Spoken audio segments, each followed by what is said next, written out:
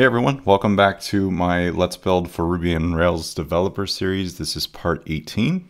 This part I'm going to kind of focus on maybe some state UI based on when you actually pay for a job. Nothing really happens on this form. So I'd like to at least show some sort of loading state to, at least provide context to the user, but also just so they don't hit pay again on the button. I don't want them to get charged twice or do anything crazy like that. So in the next, either this part and the next part will be more or less focused on validation. And right now we have very little validation in this form. So all these things, while they have this little red dot, mean pretty much nothing on the front end anyway. I'd also like to add that on the back end too. So if the form submits and we don't have a validation in our Rails model, it wouldn't actually submit either. So that would all be piped through via Ajax. So if that response comes back, say when we hit pay with card, that would give us a response. If it's like a 200, that would mean everything went smoothly. There was no validation errors. It has the data it needs, etc.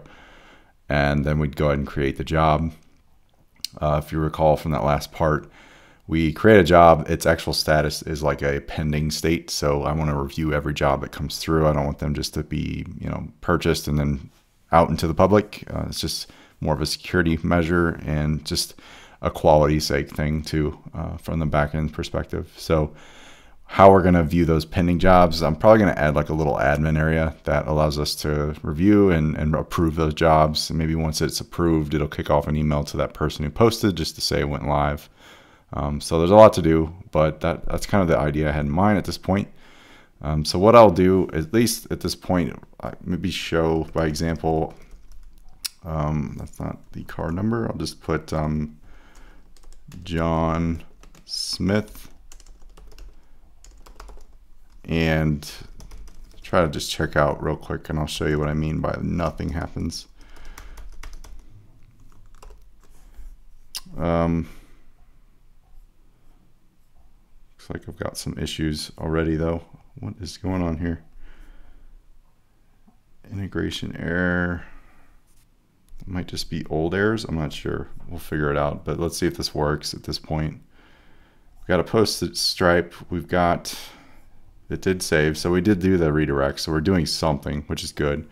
The job is created and it's pending review. So I actually honestly forgot I was doing that stuff. But let's go back to, let me get rid of, I think there's some inline scripts running. I don't know what fingerprint, I guess it's a Stripe thing. I don't know. We can allow that possibly in our Rails app, but for now I'll just ignore. So sorry for all that red, but what I'll do, once I hit like submit on that button though, I want to like fire off a different state change. So the form would actually disappear at that point and just kind of have like maybe a loading state. So what we could do is kind of, I don't know, maybe what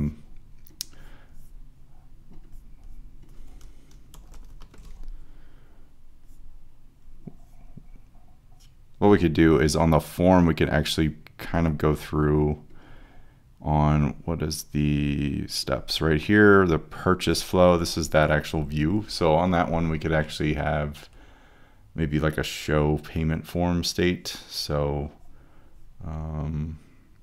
what do we got? We got an actual component that's the Stripe form. So possibly around this whole deal, we could just say, we'll do an outer div. Just wrap everything at this point.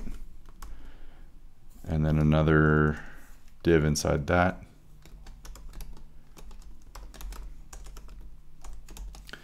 So we could say if the form, this is basically going to set a Boolean property on like a data. Let's just say return, let's say show payment form. We'll just say true by default. So then on the main div here, we could say vif show payment form, which essentially will show this first. Otherwise, we'll say v else. Make sure I've outside of that div. I want to be these outside of it. The else will be like a loading state in this case, so we could just kind of mock it for now. It'd be nice to have like a loader. Go grab one maybe. Let's do that. Maybe I do like a BG white fixed with full, height full, something like that, just to get everything square. It won't look that great to start. Maybe float it to the center. Okay. Okay, so when we trigger this, the stripe form is actually what's going to trigger this to kind of do some dancing, some different dancing. So let's go into that component. And I can either set that, instead of maybe setting that on the, I could set that globally on the store. Let me clean this up. Sorry for all the clutter. So back to purchase. Right here I've set data local to this component, which works, but we'd have to do like a parent of the Stripe form, which we could do. I think that's not a big deal, but for reusability, we might want to have this as the central store we're using. So maybe I'll do that just for ease. It's easier to kind of pipe that through instead of doing view parent-child relationships, in my opinion. So maybe we can go to the form. Outside of the spectrum of the whole form, we'll just say show payment form, and then that way we can access this in the store itself by using this property right in the component. So that's kind of hooking into our store, global store, since we set this up previously as a Vue resource. So if you're not familiar with any of this and you're just jumping in, definitely recommend going back. There's a lot of content to absorb at this point. I'm sorry that it's pretty lengthy, but that's the whole point of this series, is to be thorough and show you like legit day in the life stuff. So hope it's useful. Okay, so we've got that in place. Now we need to trigger this to actually like display if it's false. So what we would probably do is go to this component, find where we're actually calling some sort of action. So in this case, on handle submit event, we are basically disabling it if it's true. So we're already doing some of that stuff. So we could say handle submit, which is happening right here as a method, passing the event through but not using it for whatever reason. So what we could do here is just say this dot store dot show payment form equals false, and then once that's submitted, we could do this confirm payment stuff, and then if the results succeeded, we could go back to I guess we could pull it back to the actions handle purchase. So we're going back to our store again in this case, so we can actually show it way back here, this handle purchase state. So we could almost say like right here, store dot show payment form equals false, or true, excuse me. And then we'll do that redirect, maybe like maybe a set timeout real quick just to show you context. So I wouldn't really advocate doing this. Real quick delay though, like a second. Okay, so let's see what actually transpires here. If I have any crazy errors, maybe I'll do a different, again, I don't know. This is all just test data, so it's not a big deal. I'll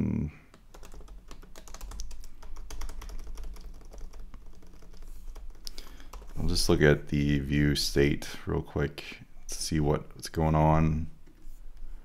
So we've got our show payment form. Notice we can see it. That's actually good. If we were to toggle this state, we see this, which looks terrible. So let's go back and fix that before we go on.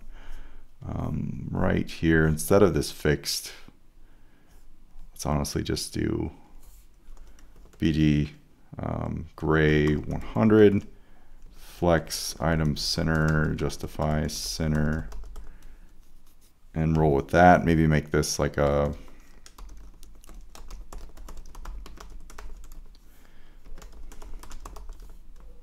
like so.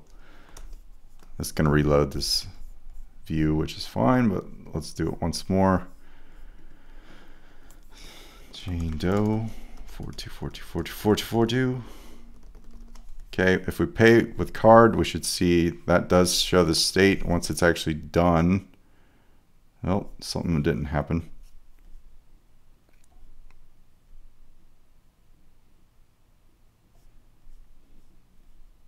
We cannot retrieve data from a specified element. Oh, you know why? Because I think Stripe still needs the element to be mounted, and we're like removing it.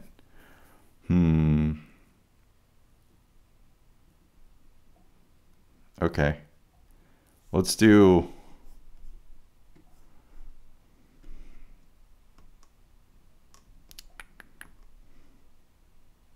Let's just do it on maybe the payment button then. So instead of this stuff on the Stripe form, let's just make it simpler. We can just kind of just do a v-if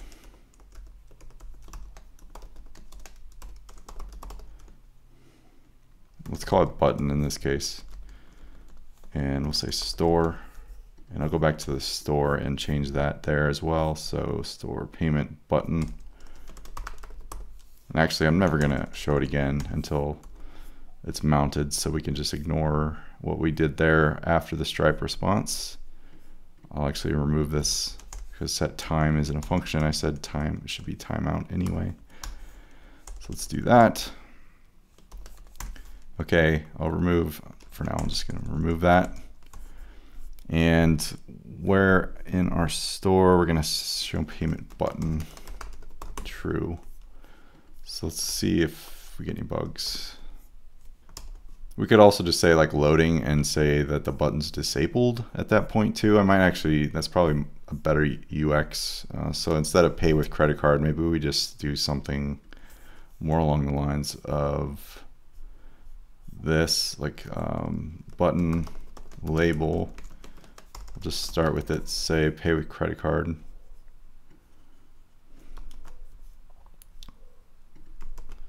Go, and we'll have let's do a span tag here. So v-if, oops.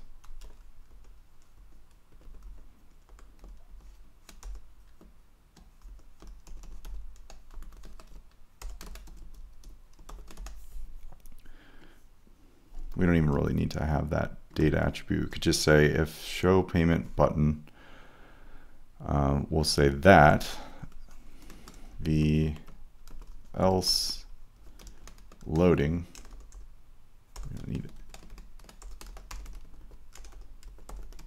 Or maybe it's just like please wait or something. Loading's kind of general. Okay, so when we click this, this is going to toggle this state. I do want to disable it, so I'm going to set this dot disable is true.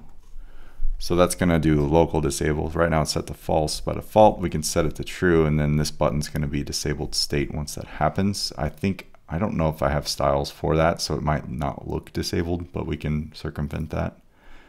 So if we click this, we're going to say that. So instead of this, we're just going to toggle the text, and it'll either be disabled or not. So the button's always going to be present. We're just going to change the text going on with it. We could even like change the button class perhaps, but I'm not too worried about it. Okay, so there's that.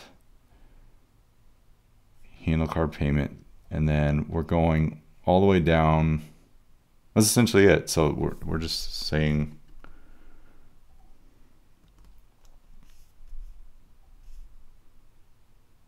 yeah, okay, let's try that.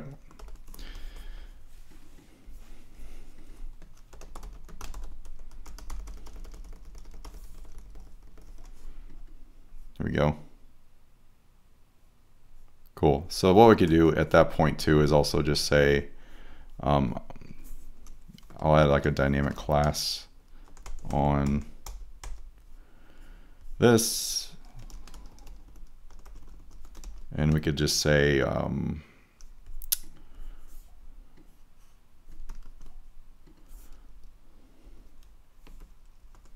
think it's like this.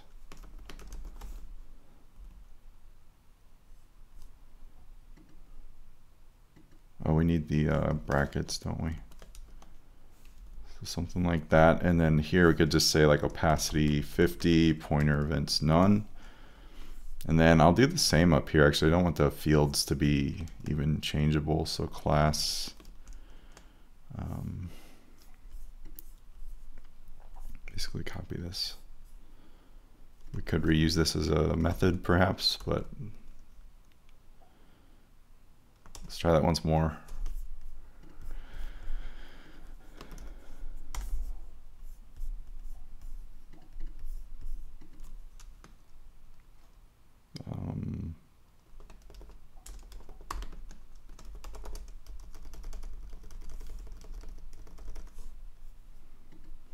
There we go. Cool. So that's generally the idea I wanted to get across. Like we could show some notice and stuff here too, but like this is kind of going to give me enough to show that person, hey, this is pending review. We could make some more copy here, but that's, I think, something we can enhance later. So that's the gist of that. I think next I want to add some validation to the actual form as we progress here. So I'm probably going to clear out my local storage as we progress through here, but the general idea is these shouldn't be blank on certain scenarios, and maybe a length is required for certain other ones. If you've been seeing my screen, I've got this library called Vuejs that I've used in the past. It's kind of a little confusing to wrap your head around in some cases, but it's actually quite useful, quite verbose. So you can hook into so many types of validation, which is great for the front end.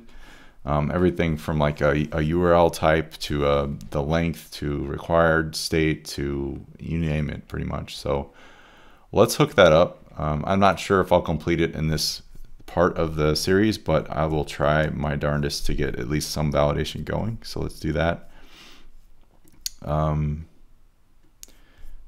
Okay, so I think I'm going to do it at a store level. So the way it works is you declare your initial I guess you call them validations in like how you're going to validate the things in your app or whatever you're using. So I think I'll do it in the store and declare it there. I haven't really tried this, so I don't know if it's going to be perfect. So let's first install the Yarn package. Since we're using Yarn and Rails, I'm going to use it over here.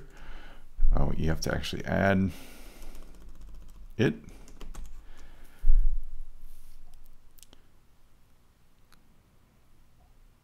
All right, so that's in our, it should be in our package JSON file now. So got quite a few things now coming in the pipe, but we got Vuejs at the bottom, which is all we should need. The way this, I think, works, you can import the whole package or just like the things you think you'll need from Vuejs. So what I'll do is just do the things I'm probably gonna just use. So required will be one, and your documentation is your friend here. So don't think I'm just understanding all this. I've used some of these before, but some are nice to have in your arsenal for sure. So we'll say from Vuejs lib validators, and then we need to actually have Vue use validate Vuejs, I mean from. So I think that's on our main pack file. We'll have to go back and do that.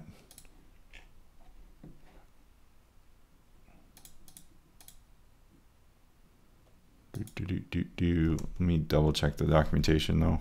Import Vue. Yeah, let's do that. So let's go to our packs. I think I did it on the controller layer here. Or did I do it here? I always confuse myself. So packs, component jobs controller.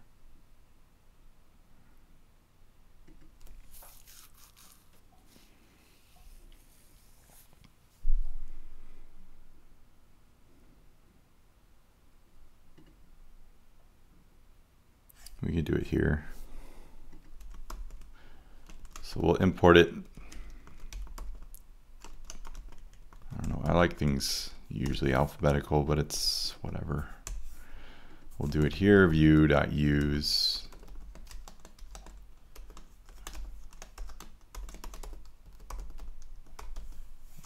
Valid, oh man, I can't spell. Let's just copy. Okay. And I think that should be it. You could use it as a mix-in as well. Vue's got this kind of mix-in way of adding it to a component level, but you don't have to do that either. You can use require as well if you want to do that. I'm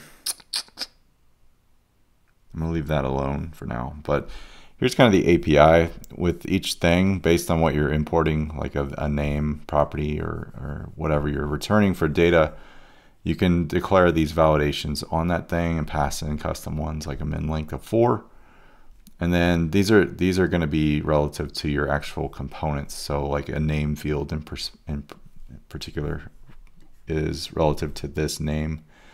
So we're doing this outside of the spectrum of a basic data returning method. Instead, we're using the store model like you saw earlier. So what I want to do is kind of focus on that and stumble my way through it probably. So bear with me. Since we're doing it on the store level, I'm going to try to just define those validators here and see if we can do, just kind of do it that way. It might need to be on the global component though, so we'll see how this works. And it's validations.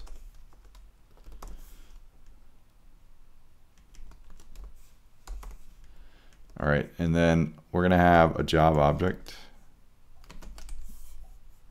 And within the job, we'll have a title. I'll come back to each. Let's view our, let's just go to job model and view all this stuff. See which we need to actually port over. It's gonna look gross for a second. We don't need ID. We do need company name, website, range, type. Don't think I'm using estimated hours anymore. Featured's backend, featured until's backend, headquarters, link to apply, price is backend, publish ads backend, remote, title, upsell type. That's not set by the end user. It's more of a, we don't even need to validate it, to be honest. Years of experience, sure. Created at, user ID. Oh, okay. So these are the main ones we need, and then we'll have to pipe in the description as well. So let's add that one too, so we don't forget. What else do we need? Let's go into our fields and confirm we've got everything for sure. We've got apply link company description, so let's add that one.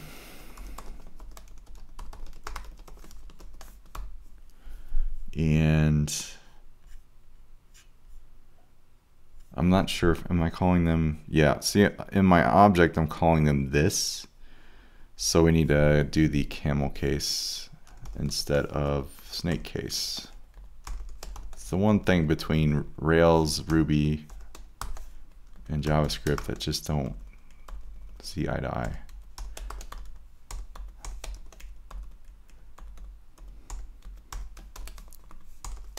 Okay. So we got company description, company email. Yeah, we definitely want to ensure that one's good.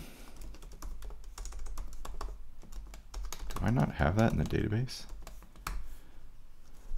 That's interesting. Well, that's an oversight.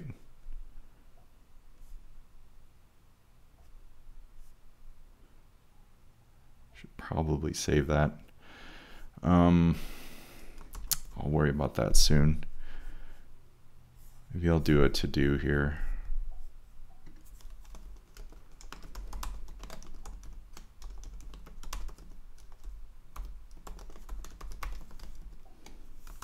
I'm questioning adding it because I don't really want to own sensitive data. Like, email's pretty public, but it's still a privacy concern. I only need it for Stripe. That's the only thing I need it for. But for the sake of, well, the user, we don't need email. Yeah, we do. Because the company email might be different than like what you signed up with. So, okay. I'll add that. Let's go.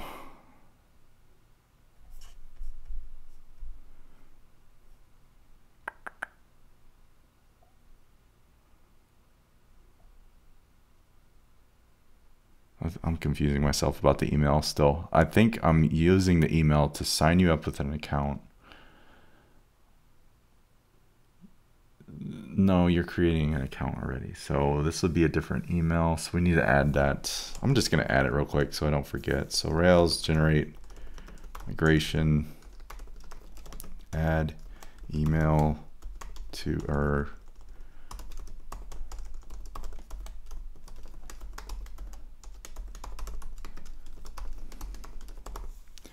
that's how that migration would look. Basically adding the company email to jobs table.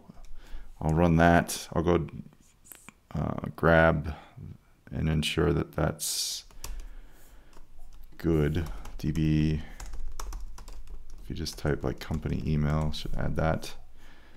There we go. I'm gonna really double check that I really don't have that yet. It seems weird that I just skip it, but I think I don't. That's funny. Okay, let's just run that.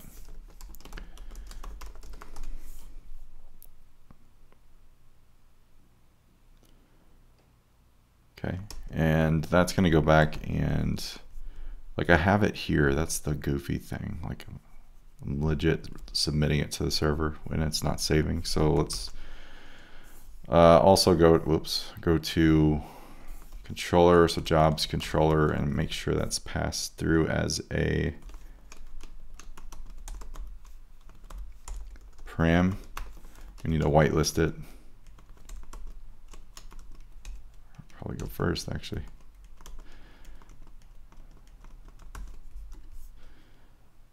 Okay. Regarding the logos and stuff, still need to work out those kinks. I noticed they're not saving before, so that's something to consider. What? So we do have email. What am I doing? I'm going nuts, guys.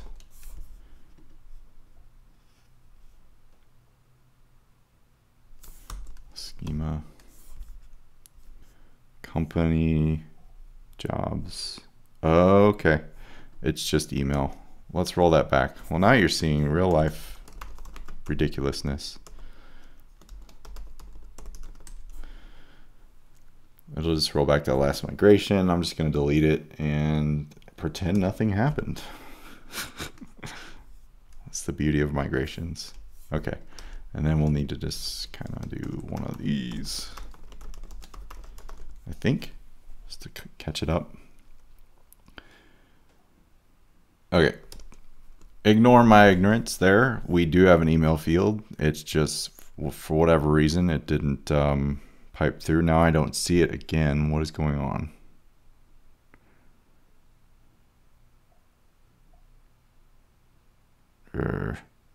This is aggravating. Schema.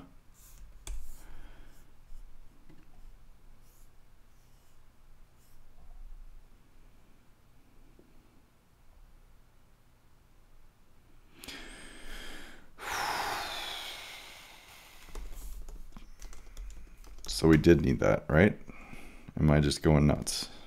Users unconfirmed. So we did need it. Wow. Okay, let's redo.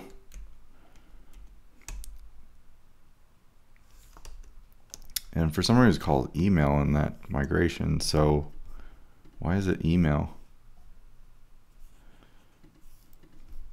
what am I passing it through to as components? We should probably just go to actions, store, index, actions. When we're submitting it to the server, we're going and pushing through just email. So I guess that works as just email. So let's do that. We'll leave it alone. For some reason, the migration is saying company, but we could just say email. And I'm going to change the name just to be thorough.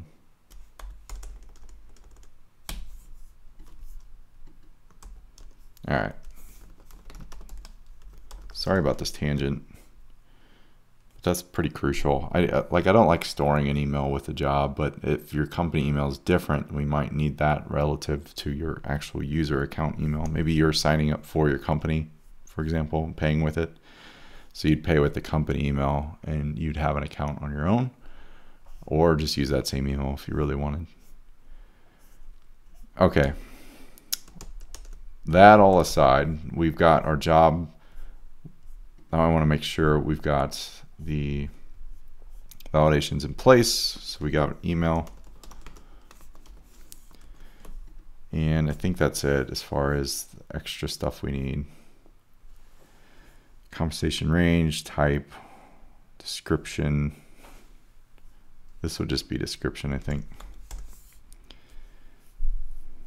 Headquarters.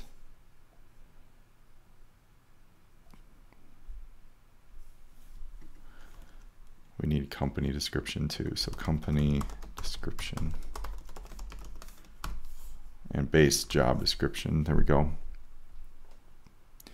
All right, so with validations, you can import these. As you can see here, they're validators, which are just methods that basically check against certain maybe regex stuff or lengths or types and stuff like that. Really useful, does it all for you. You just kind of pass in what you really want. So in this object, you pass in these methods essentially that you've imported. So I'm going to do a min length. Let's just do an email. Ensure it's an email.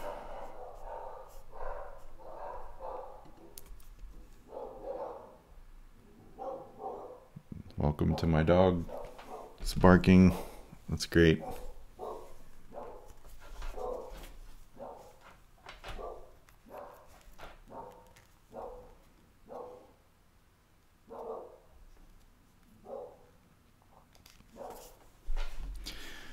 All right, so with title, we'll just have required. I mean, length could be, should probably have a min length of, I don't know, 10 characters. There we go. And company name, just say required. Company website. Just ensure it's a URL. We've got that imported, I believe. Yeah. Company email, we'll just say email. Or this one we don't need now that I've added email there. Description, this one's, I'm going to just do a required and we'll say min length. I want it to be a decent length just because don't just post, I need you to work for me or something. So like 140 characters, like a tweet, old school tweet. Same with, actually I don't want to require a company description, mostly the description. So I'll probably leave this one out. Like you can add it if you want. Compensation range, I believe this is a select field, so it's not terribly necessary. We're always going to have one field. Type, again, required, but not, since it's a select, I don't think it's, you can't not select something. Headquarters, let's just put required. Link to apply, URL, and required. Remote, not quite sure about this one. I'll just say required for now. And we already had title, years of experience.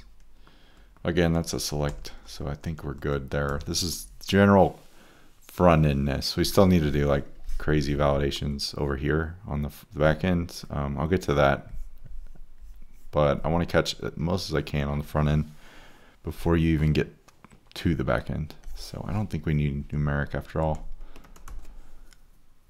Okay, with that in place, the way this works is basically per field I want to do certain validations to run on as basically you type, or the field is dirty, as they say.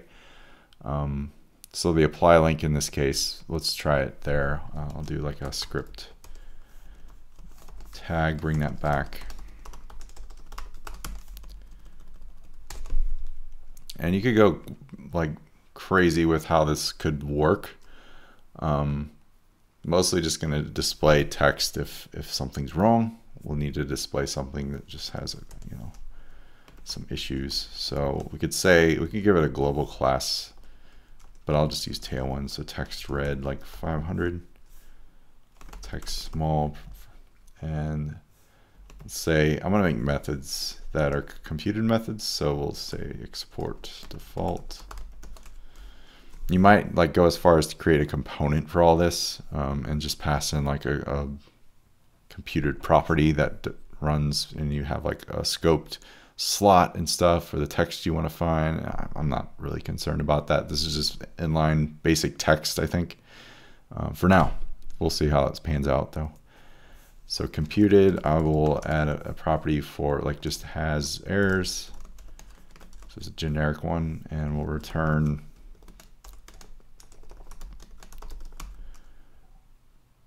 so validate or Vuelidate has like this .v thing when you install it. You can see it in the Vue console, but what I want to do is say link to apply, and we'll just say error. These are properties on that instance, and I'll show you in a second how this works. So valid URL. Since we're passing those things through, we need to ensure they are a URL type. I don't like semicolons, so we could just say vif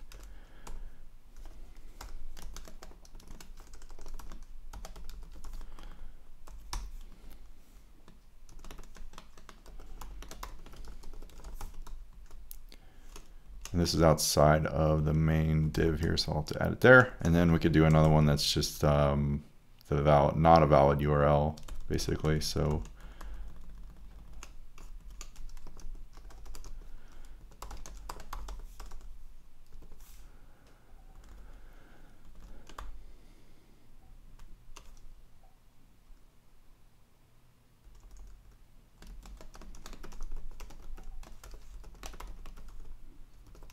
something to that extent. Okay. So let's first open the app and just go back to here. What I want to do, I'll probably clear my storage out just to get this nice to look at. Local storage.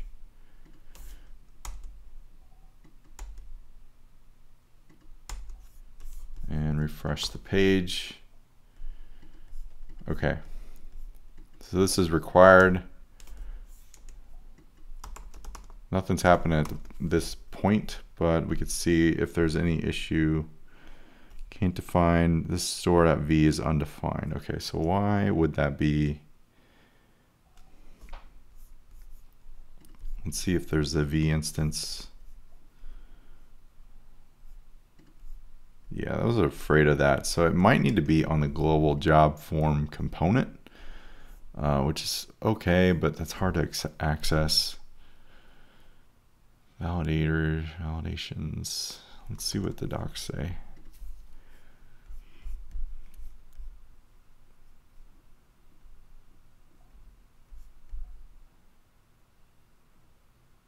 I mean, honestly, we could just do it. Let's just do it per component. It's annoying to import everything, but basically gonna redo some of this. So excuse me real fast. So on the apply link, let's just import what we used here. So we did the URL and required, and we'll set our validators in, it's like its own space. So like you would do this just like you would do methods or something. So we got an object here for that, and then we'll just say required and URL. Let's see if that works. If we go back to the form,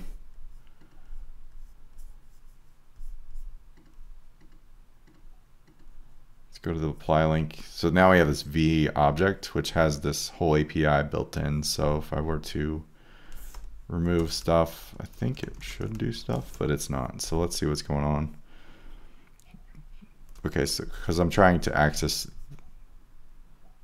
the store still, so let's say,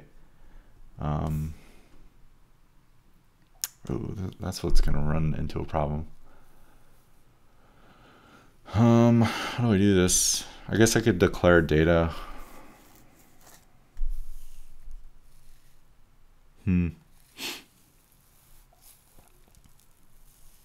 So what I think I could do, instead of on the store like I was doing, sorry for all this back and forth, it's annoying, I know. If I do the instance of the component, so let's go back to this. I'm going to copy these back and paste them on the Vue component instead. So right here, I believe, wherever the hell I mount the thing on here, you could do this. And we need to import all the junk.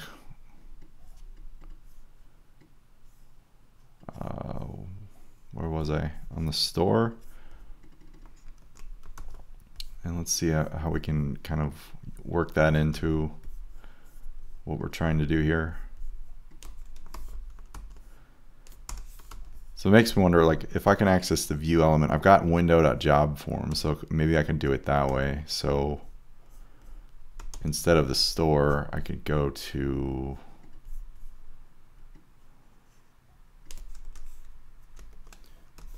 maybe this. I might go back to doing it inline. So we just import Vue here. We're gonna have to add methods though. Let's put title here. So we got the title there, and then let's try it the old school way.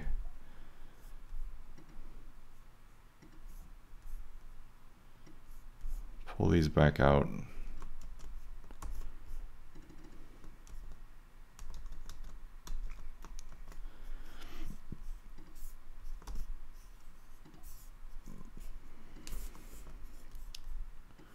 Just get the title for this one.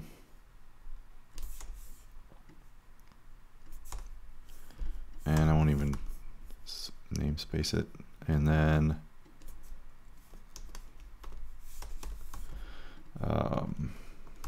that.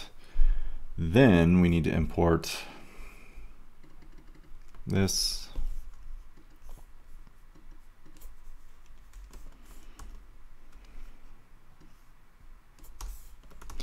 This is trial and error at this point.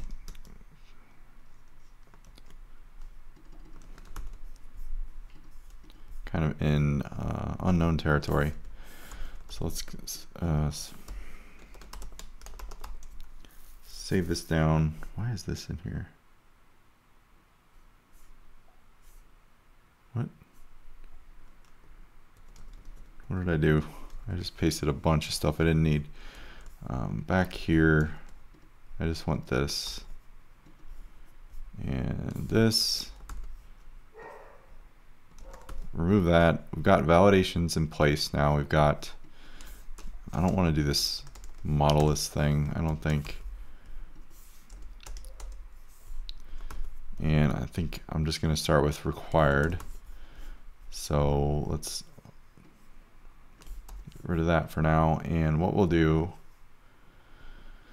is we can just call v dot title dot required.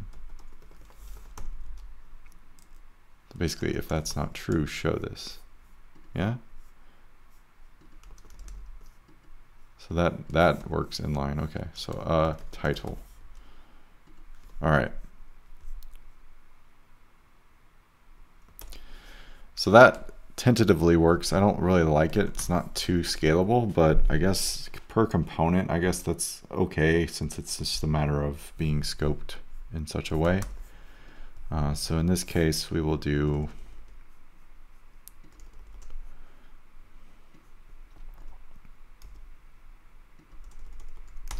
this .v.title, that min_link.min. So that does that bit.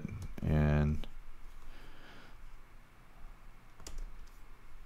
let's see, I think I need to go back to the apply link and pretty much just get rid of this shit for now, because I'm trying to access stuff that doesn't exist. Okay.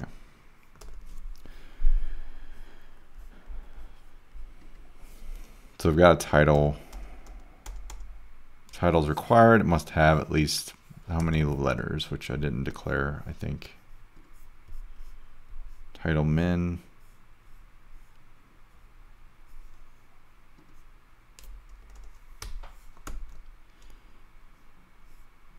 For whatever reason, that doesn't return.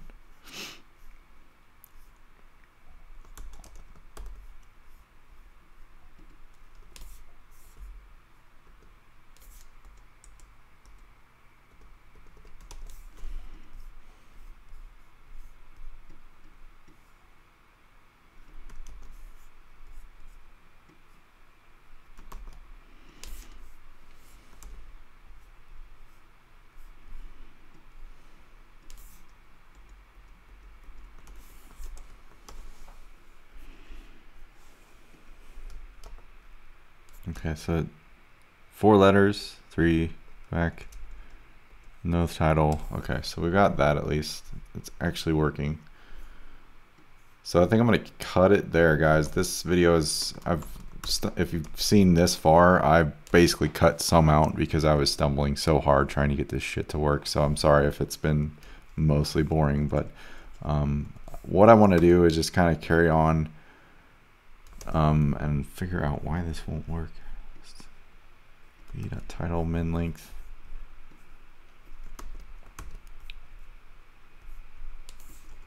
That's why it won't work.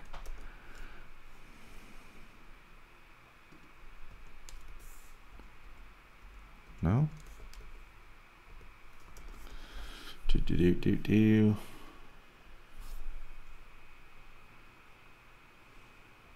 Let's double check their API. What I was saying though, I'm going to finish this bit right here, and this is why I can't do it. Come back and round out the rest now that I have a bit of a game plan. It wasn't working for the longest time, so I've probably cut quite a bit out of this video. So if it's shorter or just not accurate, that's what's going on. But we do have a working validation in place. It's all real time too, so I might do this a little bit different to where we only show errors on blur or something.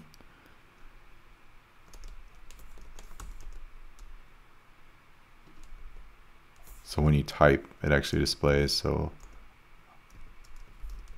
then they go away if the title is, I think error is probably a better bet here.